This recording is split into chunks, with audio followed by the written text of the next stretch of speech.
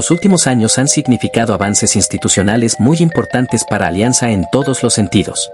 Alianza ahora compite fichajes de jugadores bien tasados en Sudamérica, así como traerlos desde Europa e incluso fichar lo más destacado del torneo local. Con un crecimiento económico destacado, las campañas internacionales iban mejorando poco a poco, así como el caché del club iba aumentando. Somos los mejores, acá somos los mejores, y los tenemos que demostrar, que no venga nadie a robarnos puntos acá. Dale. Sin embargo, todo este proceso no es perfecto ni está exento de contradicciones.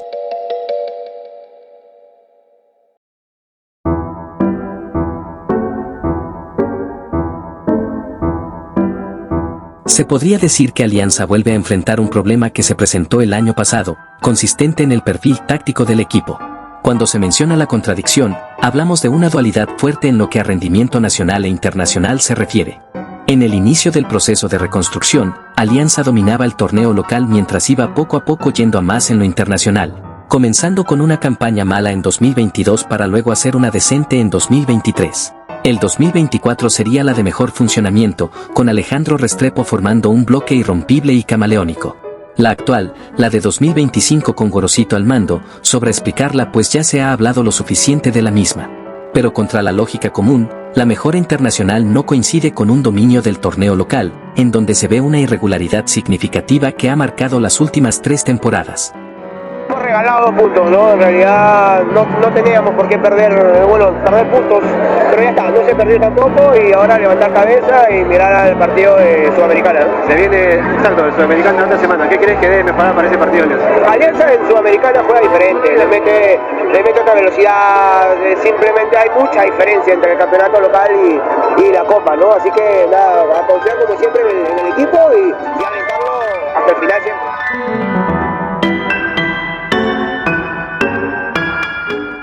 Alianza parece ser uno en el plano local y otro en el plano internacional, con una brecha notable dentro de lo que debería ser una armonía sutil. Más allá de lo psicológico o motivacional, si analizamos las facetas de juego y su nivel de similitud, podríamos llegar a una hipótesis.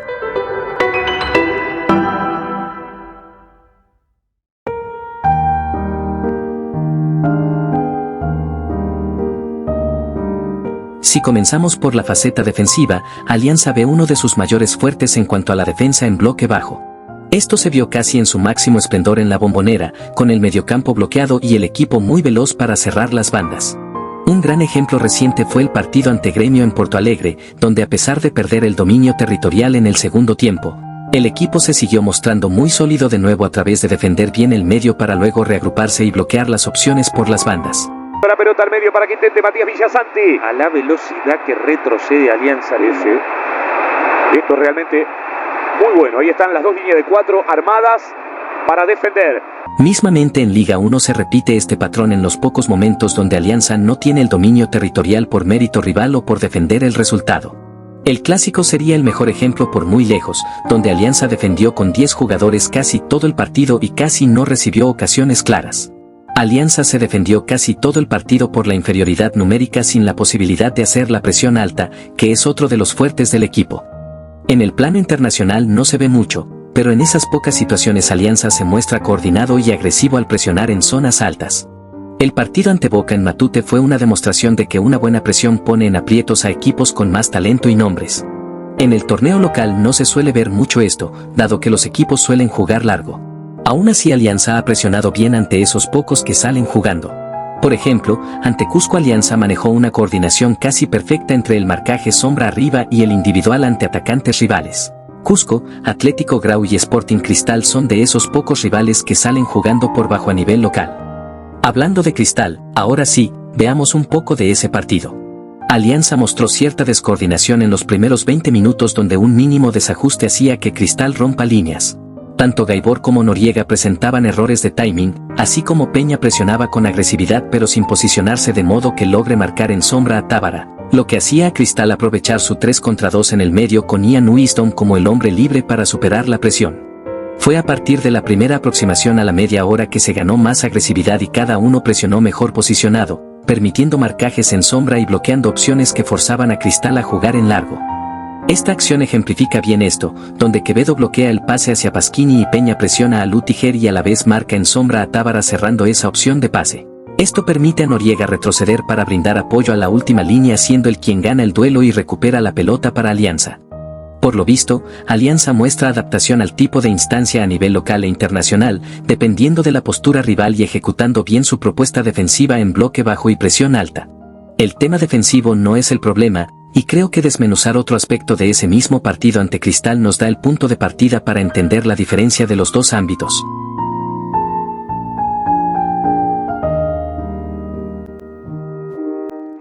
Arrancamos el partido 0-0 y no podemos jugar menos de lo que jugamos allá. Muy importante, muchachos, la concentración y la comunicación. Posiblemente no se escuche nada adentro.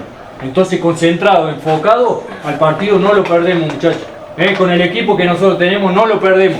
Confiemos en el compañero, corramos por el compañero, metámonos por el compañero y por este escudo. Por este escudo que venimos a representar acá, no solamente a Alianza, sino al Perú. Vamos a dejarlo bien en alto y vamos a ser los primeros clasificados.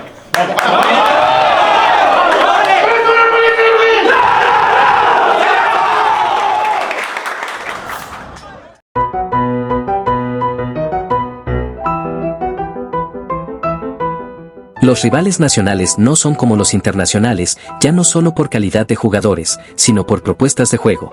Como mencioné antes, son pocos los equipos de Liga 1 que se atreven a salir jugando. Mismamente siguiendo ese patrón, son pocos los que se atreven a hacer una presión alta al menos de visitantes. Justamente los que mencioné antes, tanto Cusco como Grau y Cristal son algunos pocos, mientras que el resto suele esperar y defenderse en bloque bajo.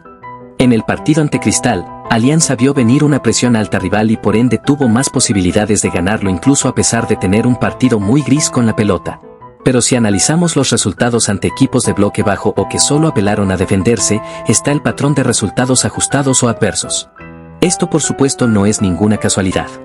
¿Qué sucede entonces en el contexto internacional? Pero este resultado es destacable para Alianza Lima, no es un resultado cualquiera este 0-0. Demuestra además haber hecho un muy buen nivel porque casi ni le patearon al arco. Evidentemente Gorosito mantiene la estructura, no quiere tocar nada porque el partido defensivo ha sido bueno, apenas un tiro al arco de Gremio.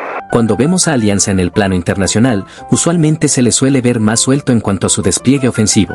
No es coincidencia que, cuando pensamos en los mejores partidos de Alianza ofensivamente, aparecen los de torneos internacionales. El partido ante Boca en Matute fue el primero, donde Alianza encontraba espacios constantes y pudo haberlo ganado por mucha mayor diferencia. La ida ante Iquique en Chile, donde Alianza cargaba la frontal con atacantes y todocampistas. El empate histórico en Morumbí, donde el equipo se agrupaba para generar superioridades y lograba progresar. Y por último la ida ante Gremio en Matute, donde se cargaba el área con muchos jugadores y se sofocaba la defensa rival. Nada de esto es casualidad, porque hablamos de rivales con posturas más agresivas. Diferente a un bloque bajo, los rivales internacionales en su mayoría suelen adelantar más sus líneas y dejar más espacios. Ante todocampistas como Piero Cari o Alan Cantero, y extremos como Quevedo y Eric, esto es más que jugo para Alianza. Mismamente en Porto Alegre sin un todocampista, Alianza atraía las marcas para aislar atacantes con última línea. La construcción paciente daba un contexto ideal a los extremos que no se terminó de aprovechar, pero nos deja la idea del peligro que significa esa agresividad. Entonces, ante rivales defensivos en Liga 1 nos vemos como un equipo plano. Sin embargo, ante equipos extranjeros más agresivos se ve más fluidez y amenaza. ¿Esto a dónde nos lleva?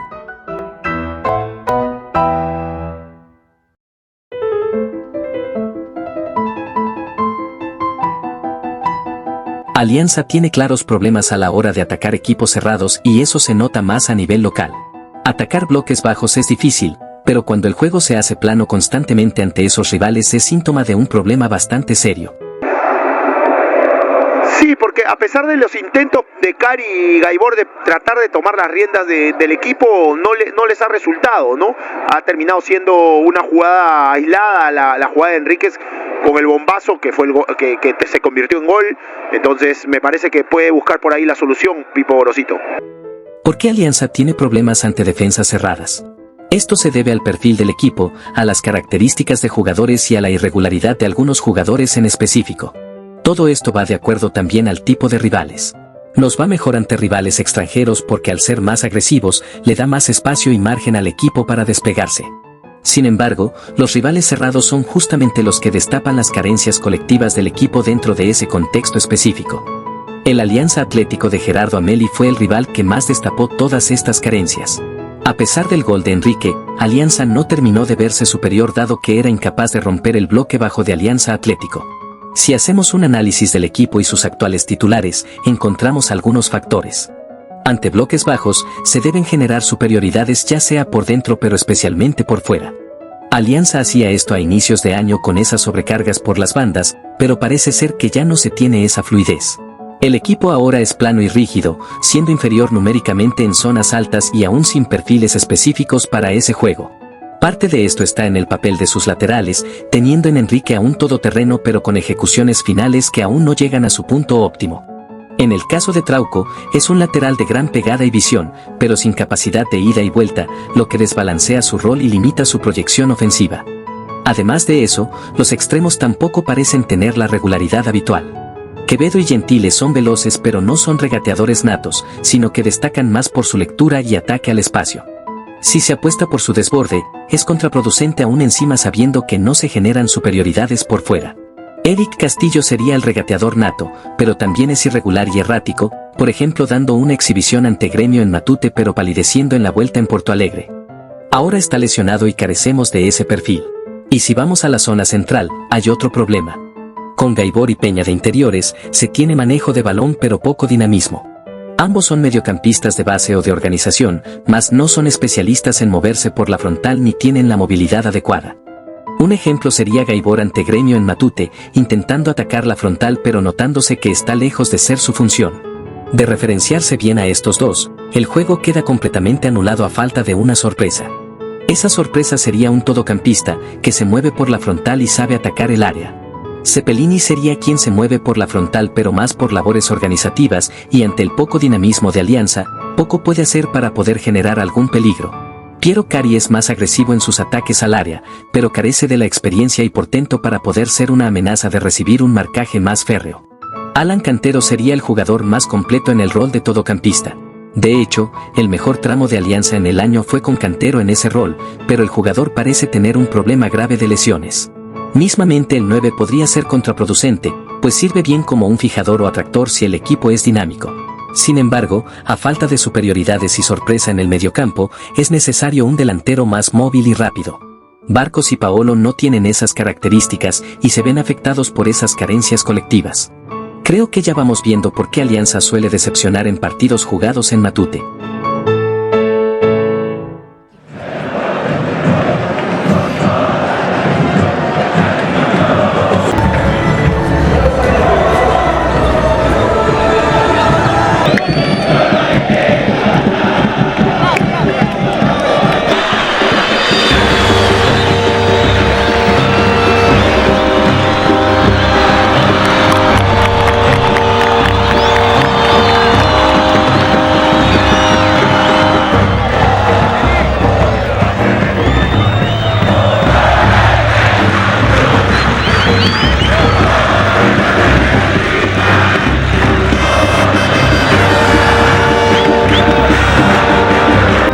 Lo táctico es solo uno de los problemas que vienen repitiéndose desde hace años. Los arbitrajes, que constantemente permiten la ultraviolencia contra nuestros jugadores e ignoran acciones que podrían ser decisivas. Las lesiones que no hacen más que mermar al equipo a nivel táctico y anímico, privándonos de jugadores importantes como Eric y Cantero por ejemplo. Y por último, problemas del propio Gorosito a nivel de respuesta a contextos adversos. Ante Cristal, Autori controló a los interiores de Alianza al referenciarlos con dos jugadores como Pretel y Wisdom, ambos incisivos en la marca. Teniendo dos organizadores y la falta de un mediapunta o todocampista, Gorosito se demoró en hacer ingresar a Cepelini y fue el único cambio realizado. Mismamente ante Alianza Atlético y otros rivales, Gorosito no planteó una respuesta o hizo un replanteo. Esto no es algo que sea normal, pues justamente Gorosito no es para nada tan a la antigua como suelen afirmar muchos. A principio de temporada, uno de sus fuertes eran sus replanteos. Ante Nacional en Paraguay, el rol de la bandera en el segundo tiempo fue clave para comenzar a romper el bloque bajo y acercarnos al empate. Ante Boca en la Bombonera, su replanteo en el mediocampo y el ingreso de Cantero fueron claves para mantener la solidez y evitar apuros. Ante el propio Cristal en el Nacional, aprovechó la lesión de Archimbot para ajustar el mediocampo y ganar el control total del juego. Queda claro que Gorosito no es solo un viejo zorro, sino alguien que sabe estudiar a los rivales, pero parece que no ha podido responder a lo adverso en los últimos partidos. Entonces, ¿qué es lo que nos queda?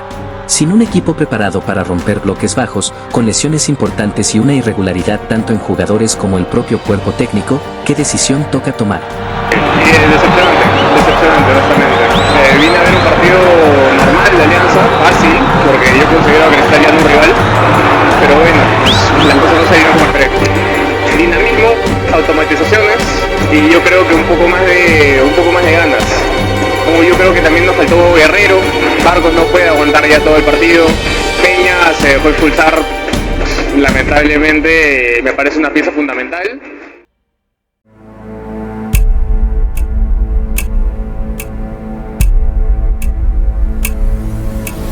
La verdad que no podemos permitir que Cecillas esté perdiendo puntos y más de local, por eso después a poco tiempo nos termina condenando, nos termina afectando de una u otra manera, pero creo que lo que busca Gorosito es que se consolide la gente que ha venido con los nuevos fichajes, por ahí cosas que se pueden rescatar, pero igual enfocados ahora para lo que se viene, porque la idea es ir paso a paso, ¿no? Y se ha dado un gran paso en llegar ahora a octavos de final. Si queremos cagarnos encima, entonces sacar a Gorosito ahora sería lo ideal. Cagarnos encima como con Restrepo el año pasado, donde se le echó por perder un clásico trayendo luego a un entrenador que no entendió el contexto ni a su plantilla. Este problema no es nuevo, sino que ya ha sucedido el año pasado con un equipo que tenía un potencial bárbaro, que quizás algún día analicemos aquí. Si hay algo claro, es que no hemos llegado hasta donde estamos por casualidad.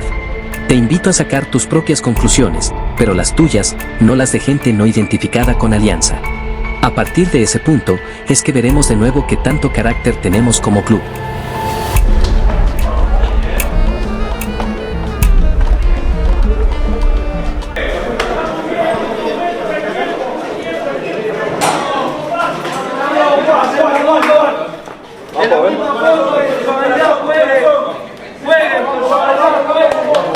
Vamos.